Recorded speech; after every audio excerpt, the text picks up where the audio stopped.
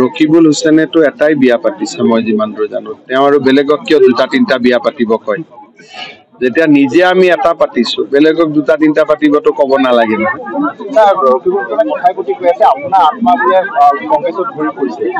আছেতো, সেইকাৰণে কংগ্ৰেছী বিলাকক ভোটে যেনেকে মানুহ লৈ আহে তেনেকে মই লৈ আহো। মোৰ আত্মা নাই, কিন্তু ইনফ্লুৱেঞ্চ আছে। গতিকে অসমত ৰকিবুল হুছেইন, ৰেকিবুদ্দিন আহমেদ, জাকিৰ হুছেইন সিকদাৰ আৰু নুৰুল হুদা এনেকুৱা 6-7টা 10টাক বাদ দি 2026 চনৰ আগতে চব কংগ্ৰেছকে বিজেপিত দেখাব। এইকেইটা থাকিব কংগ্ৰেছত।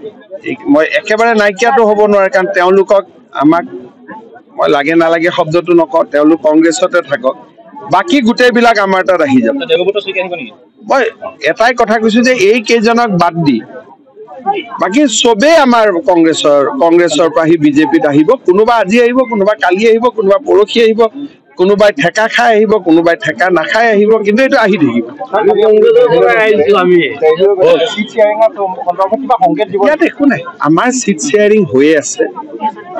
2 এদিনতে আমাৰ ইলেকশ্যন কমিটিৰো মিটিং হ'ব, আৰু মই তাতে আমাৰ কিবা ৰাষ্ট্ৰীয় মিটিং এখনৰ কাৰণে গৈছিলো। অসমৰ লোকসভা ইলেকশ্যনৰ কথা আমি পতা নাই, কাৰণ পৰিৱেশটো তেনেকুৱা নাই। আমি ভাল ৰকিবুল হুছেইনেতো এটাই বিয়া পাতিছে মই যিমান দূৰ জানো। তেওঁ আৰু বেলেগক কিয় দুটা তিনিটা বিয়া পাতিব কয়? যেতিয়া নিজে আমি এটা পাতিছো, বেলেগক দুটা তিনিটা পাতিবতো ক'ব নালাগে নহয়।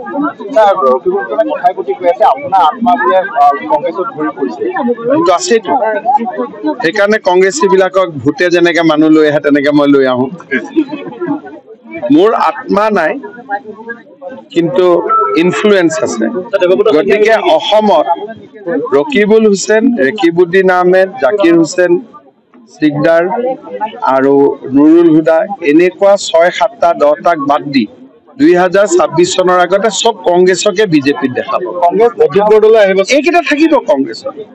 মই একেবাৰে নাইকিয়াটো হ'ব নোৱাৰে, কাৰণ তেওঁলোকক আমাক মই লাগে নালাগে শব্দটো নকওঁ, তেওঁলোক কংগ্ৰেছতে থাকক, বাকী গোটেইবিলাক আমাৰ তাত আহি যাব।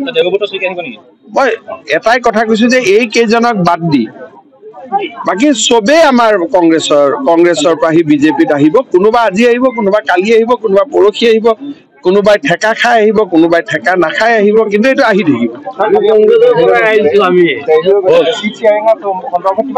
ইয়াত একো নাই, আমাৰ চিট শ্বেয়াৰিং হৈয়ে আছে। 2 এদিনতে আমাৰ ইলেকশ্যন কমিটিৰো মিটিং হ'ব, আৰু মই তাতে আমাৰ কিবা ৰাষ্ট্ৰীয় মিটিং এখনৰ কাৰণে গৈছিলো। অসমৰ লোকসভা ইলেকশ্যনৰ কথা আমি পতা নাই, কাৰণ পৰিৱেশটো তেনেকুৱা নাই। আমি ভাল কৰি জিকি যাম।